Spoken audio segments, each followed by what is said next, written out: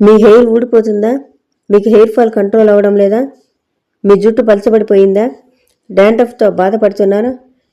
వీటికన్నింటికి ఒక్కటే solution, natural herbal hair oil. Hi, నమస్తే అండి. Welcome back to my channel Swarnalatha solar foods. అందరూ ఎలా ఉన్నారు? నేను చాలా బాగున్నాను. ఈరోజు వీడియో అయితే అందరికీ హెల్ప్ అయ్యే వీడియో చేస్తున్నానండి. లాస్ట్ వరకు చూడండి. సో స్కిప్ చేయకుండా చూడండి. ఈ వీడియో చివరిలో ఒక ముఖ్యమైన టిప్ కూడా చెప్తాను. మంచి హెయిర్ ఆయిల్కి మొదటి మెట్టు ప్యూర్ నూనె. అందుకే నేను మిల్లుకి వెళ్ళి తాజా కొబ్బరి నూనె ఆడించుకున్నాను. అదేవిధంగా చెక్క గానుగలో ఆడించిన నువ్వుల నూనెని తీసుకున్నాను. మిల్లులో ఆడించిన నూనె ప్రత్యేకత ఏంటంటే ఇందులో కెమికల్స్ ఉండవు, పూర్తిగా సహజ గుణాలు ఉంటాయి. నేను మిల్లుకు వెళ్ళే దారిలో మందారం చెట్టుని చూశాను. అప్పుడు టైం మధ్యాహ్నం 1 గంట అవుతుంది. అప్పటికీ చెట్టులోని పువ్వులు మా కోసమే అన్నట్టుగా ఉన్నాయి. హెయిర్ ఆయిల్ చేయడానికి కొన్ని మందార పువ్వులు, ఆకులు కావాలండి అని ఆ చెట్టు ఉన్న ఇంటిలోని వారిని అడిగాను. వారు వెంటనే కోసుకోండి అని చెప్పారు. అలా చెప్పడమే కాకుండా వారు నాకు మందార ఆకులని, పువ్వులని కోసి కూడా ఇచ్చారు. నాకు చాలా సంతోషం అనిపించింది. ఎందుకంటే నేను అంతకుముందు మందారం పువ్వులు, ఆకుల కోసం చాలా చోట్ల ట్రై చేశాను. కొన్ని చోట్ల చెట్లు ఉన్నాయి కానీ దానిలో పువ్వులు లేవు. మా పొలంలో కూడా మందారం చెట్టు ఉంది, కానీ దానిలో కూడా 2 లేదా 3 పువ్వులు మాత్రమే వస్తాయి. ఉసిరికాయల్ని నీళ్లతో శుభ్రం చేసి ఎండకు పెట్టాను. పొలాల దగ్గర నుంచి తెచ్చిన గుంటగలగరాకుని కూడా నీళ్లతో శుభ్రం చేసి తడి ఆరే వరకు బయట పెట్టాను. సహజ పదార్థాలు వాడేటప్పుడు శుభ్రత చాలా ముఖ్యం. ఎందుకు అంటే మనకు కనిపించని దుమ్ము, మట్టి ఆకుల మీద ఉండే అవకాశం ఉంటుంది. అందుకే ప్రతి ఆకుని చాలా జాగ్రత్తగా కడుగుతున్నాను. ఇలా కడగడం వల్ల ఆయిల్ పూర్తిగా శుభ్రంగా తయారవుతుంది. చాలామంది ఈ స్టెప్పును స్కిప్ చేస్తారు, కానీ నిజానికి ఇదే ఆయిల్ క్వాలిటీని నిర్ణయిస్తుంది. గుంటగలగరాకుని, మర్రి ఊడల్ని, వేపాకుల్ని, గోరింటాకుల్ని, మునగాకుల్ని, కరివేపాకుని, తులసి ఆకుల్ని అన్నింటినీ నీటితో శుభ్రం చేసుకుంటున్నాను. కడిగిన తర్వాత ఆకులని నేరుగా వాడకుండా తడి పూర్తిగా ఆరే వరకు ఎండకు పెట్టాను. పూర్తిగా డ్రై చేయడం కాదు, తడి మాత్రమే పోవాలి. ఇది చాలా చిన్న స్టెప్లా అనిపించినా చాలా పెద్ద డిఫరెన్స్ ఇస్తుంది. మీరు కూడా ఇంట్లో ఆయిల్ని తయారు చేస్తే ఈ స్టెప్ని తప్పకుండా ఫాలో అవ్వండి. ఇక్కడ నేను చాలా జాగ్రత్తగా కడిగి తడి పూర్తిగా ఆరే వరకు వేచి ఉన్నాను. ఇది చిన్న పేషెన్స్ టెస్ట్ లాంటిది, కానీ ఫైనల్ ఆయిల్ క్వాలిటీ కోసం ఇది చాలా అవసరం. మా దగ్గర ఇదివరకే మిక్సీ పెద్దదిగా తీసుకోవాలని ఉన్నాం మేము.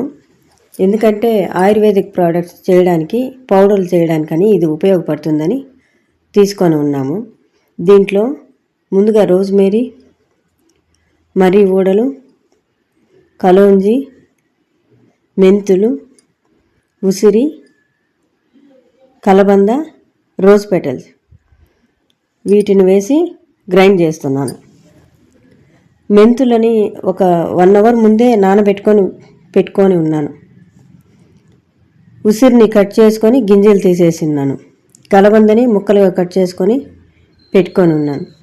ఈ ప్రాసెస్ అంతా మాకు దాదాపు 2 minutes పట్టింది. దీనిలో నీళ్ళేమీ వేయకుండా ఇవి మాత్రమే వేసి గ్రైండ్ చేసుకుంటున్నాను. ఇంత లోపల ఆయిల్, కొబ్బరి నూనె, నువ్వుల నూనెని వేసి లైట్గా హీట్ చేసుకుంటున్నాను. చాలామందికి తెలియని విషయం ఏంటంటే ఈ స్టెప్లోనే ఆయిల్ క్వాలిటీ నిర్ణయించబడుతుంది. ఆయిల్ తయారీలో నీరు అస్సలు వాడకూడదు. అలా చేస్తే ఆయిల్ త్వరగా పాడవుతుంది. ఇది మన ఓపికకి పరీక్ష లాంటిది.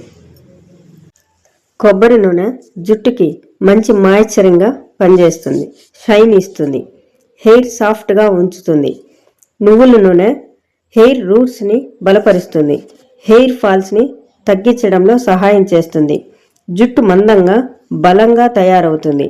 కొబ్బరి నూనె, నువ్వుల నూనె రెండూ కలిపి వాడితే పూర్తిగా జుట్టుకి పోషణ లభిస్తుంది. ఎక్కువ మొత్తంలో మేము ఆయిల్ని ప్రిపేర్ చేస్తున్నాం కదా, అందువల్ల మాకు మిక్సీలో ఎక్కువ క్వాంటిటీలో మేము వేయలేకపోయినాం. ఫస్ట్ టైం వచ్చేసి కొన్ని వేసాము, సెకండ్ టైం గుంటగలగరాకు, కరివేపాకు, వేపాకు, గోరింటాకు, మునగాకు, తులసి ఆకులు, మందారమాకులు, మందారం పువ్వులు వేసి మిక్సీకి వేసి మళ్ళీ గ్రైండ్ చేసాము. ఇవన్నీ కూడా ఆయిల్లో వేసి బాగా కలిపి మరిగించాలి.